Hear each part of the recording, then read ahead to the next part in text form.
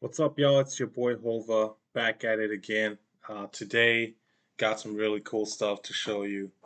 I did pick up these two decks here yesterday, the Egyptian God deck, Slifer, Sky Dragon, and Obelisk the Tormentor.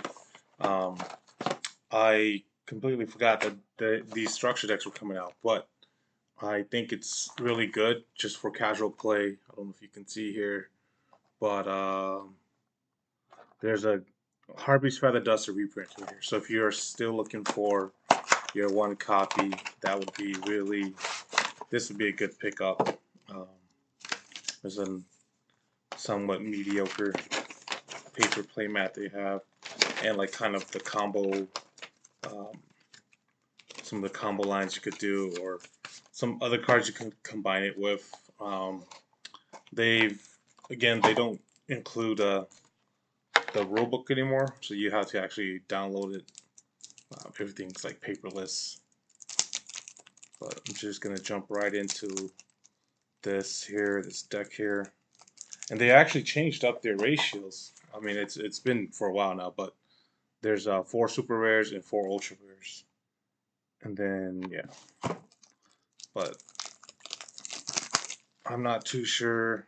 This is just a reprint. It would have been nice if this Lifer was a. Would have been nice if it was a like an alternate art, something different, you know. And if you look, the Slifer like the other god cards, they actually don't have the code numbers here. This is a new card, Soul Crossing. Let's see.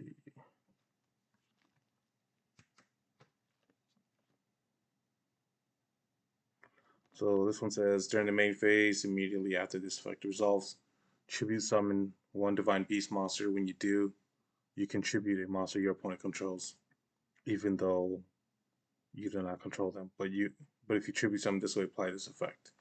Until the end of the next turn after this card resolves, you can only activate one card or effect return, not counting the effects of divine beast monsters. That's a pretty limited. So I think it's supposed to be a like a Monarch Stormforth or a Soul Exchange for divine. Um, Not the greatest because it limits you to the effects. And this card is probably made specifically for Slifer. Um, Says this card's activation and effect cannot be negated, which is I guess pretty good for a quick play. If you control a monster whose original name is Slifer the Sky Dragon, destroys many face-up monsters your opponent controls as possible, then if you activated this card during your main phase, you can apply the following effect. Draw cards equal to the number of monsters destroyed by this effect and sent to your opponent's graveyard. Also, you can only attack with one monster this turn. Not bad, not the greatest, but it's not a bad card. It's going to be really tough trying to make a deck um, if you were to pick up three of these. So these are just a lot of like, that's actually a super rare. That's a super rare. Thought it looked like a common. Reactor Slime. And there is the Harpy's Feather Duster. Is that super? It does look like a super. I mean, yeah. I thought it was going to be a common, but it's super, so that's pretty nice actually.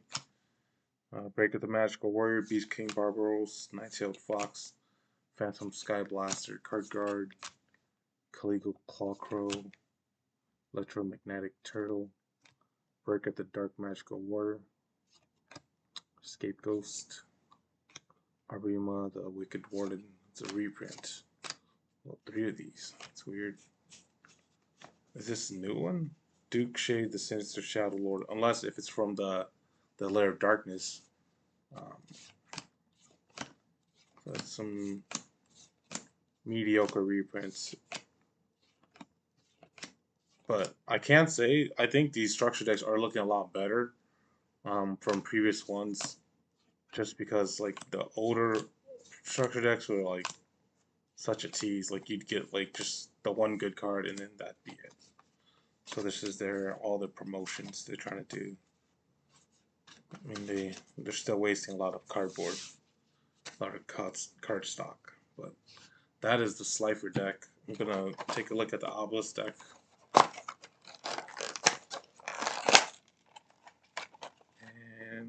cut myself. Or I reopened the wound. Not good. Cut myself yesterday making some sushi. My sushi knife is pretty sharp.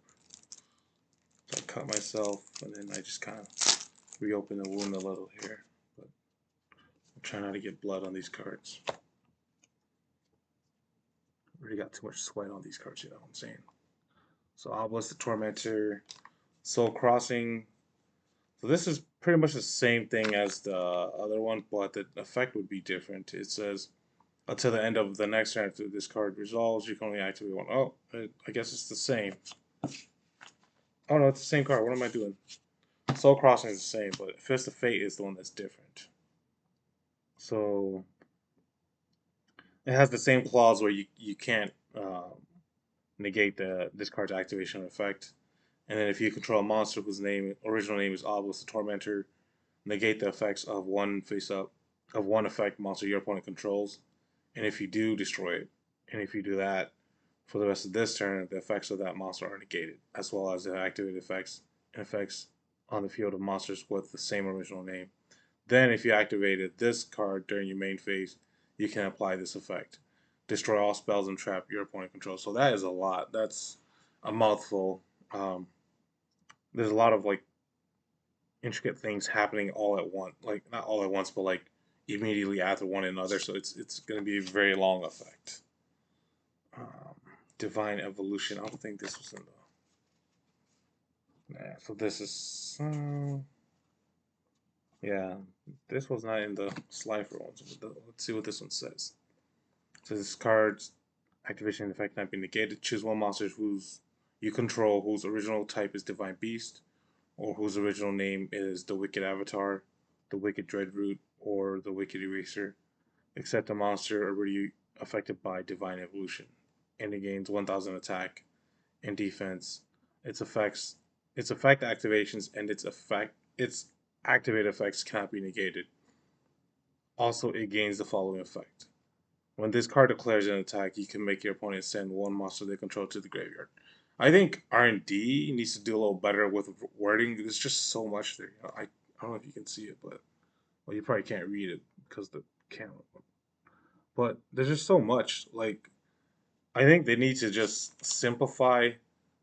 Um, really, just come up with more of like a universal um, language. Not universal, but like more simplified language for like activating cards, effects. Mares are super rare. I don't think it's common in any other rarity other than common, but this is nice. Like I should pick up more of these. But another Harpy's Feather Duster, super rare. But yeah, like the effects get so like long and tedious, and like they should really update the text, because if it's that long for just one effect, it's pretty crazy.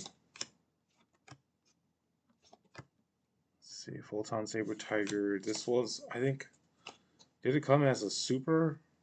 I think it came as an ulti for sure. I remember Photons being played. Unmasked Dragon. When this card destroys a battle into the graveyard, you can summon one worm from 1500 less defense for your deck. I just haven't seen that card before. Gizmic Uka as a common. I think it was a. Wasn't it a secret? Oh, it's kind of rough. But they gave us like probably the two worst Gizmics. I don't know. Because this one was a super rare. Now it's common.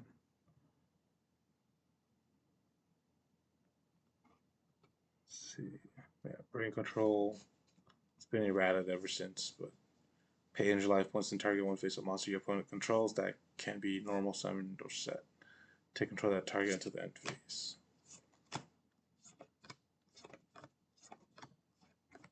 There's a whole forbidden lineup right there.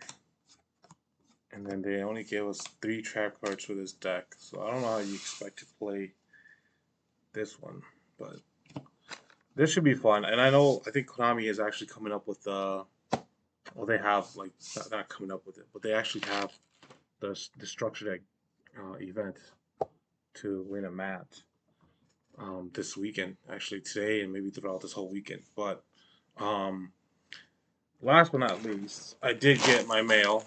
I bought this a while back, like, and it finally came in.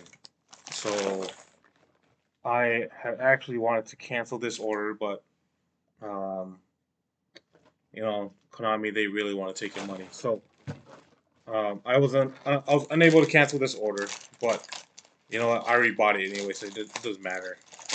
They had some weird policy. It's just it's funny because like they delayed the shipment and like delivery and shipment of this. Maybe production was delayed too. They delayed all that, but I couldn't cancel my order. So they just said that you had to cancel within like I don't know a weird time after you order, and if you don't, then it's basically like I was basically shit out of luck. But what did I get here? It was the gold cards, 24 karat gold plated Dark Magician Girl. Um, I got the Blue Eyes White Dragon to go with. Well, not to go with it, but I got a bunch. I picked up a bunch because you know what? Maybe one day these will be worth something to somebody. So I think I got three of each, just to kind of go. So this is Dark Magician. I got three of each because you know in the card game you can play three of each, right? So um, I thought I could just get three of each just to kind of represent that. So there's another Dark Magician. So I've got three more. Yeah, and that'd be really nice if I think it'd be a lot better if Konami tried to promote their Lost Art still through something like this too, because like these were like really, I think $35 each, 34, $35 each. So yeah, I got three of each. Um, who knows how long I'll keep them for, but I do have a sealed collection, but yeah, I'll most likely keep these sealed. I don't know if there's any point because it's open up top here, but yeah, like it'd be really nice if Konami would actually like just maybe throw in like a booster pack or a Lost Art or something as an incentive for people who do buy their products. I mean, they're already doing Lost Arts for um, sealed product, like for like OTS stores. But what about like when you're buying stuff directly from like Yu-Gi-Oh, like from Konami? It'd be nice to have something. But yeah, like if you just maybe I'll just take out one of each because I do want to see them. There's no point in keeping them sealed. But yeah, so let's just take a look. Nice little box. I was actually afraid the box might be damaged because all they sent it in was this, nasty bag here, and they just threw a bubble wrap in there. They didn't really wrap any of this nicely, so I kind of wish they did a little better with their packaging, and not so lazy with it. This is actually kind of tough to open.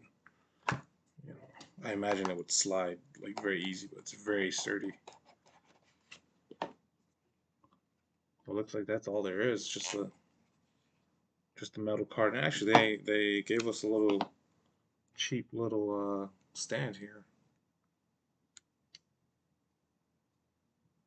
Pretty neat.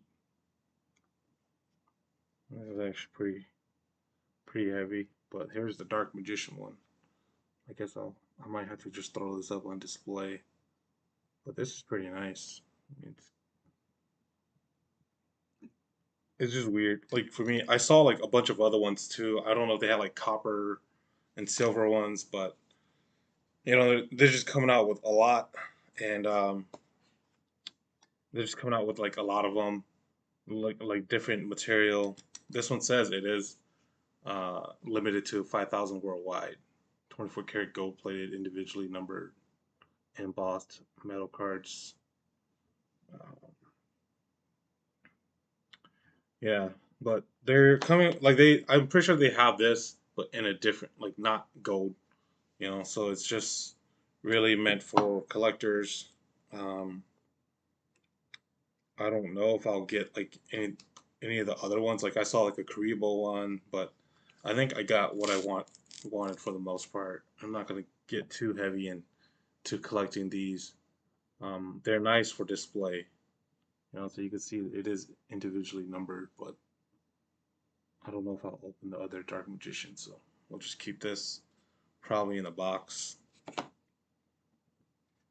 And then let's take a look at Blue Eyes White Dragon. But it's nice. It's nice that they're coming out with these products because before all you could really get was I think all you could really get was just the cards,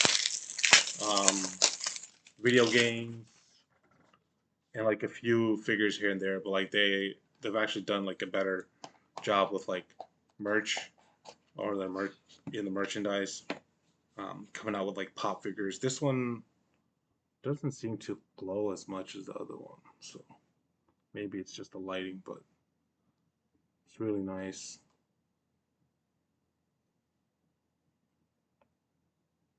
So this one must be number 827. I wonder how well that ink is gonna stay there, because if that gets faded, man, that's just gonna ruin the value of this. People might not believe you, especially if you're trying to resell it. Yeah, that's still a lot though. Like you think about it, like there's 5,000 each of like just these.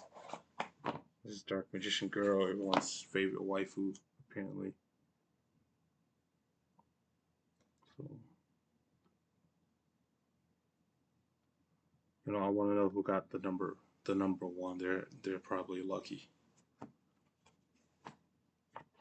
Not that it matters, but yeah. So that's what I got. Three of each of all this, and then the structure decks. Um, I'm actually heading to California this weekend, or not weekend, but like starting Saturday. I'll be there for a week, and maybe we'll try to catch some OTS stores and find like Yu-Gi-Oh product around California. So that's all I got for you guys. Thanks for watching. Let me know if you liked any of the stuff. Comment, subscribe if you like the stuff I'm doing. Otherwise, I will catch you guys next time. Peace.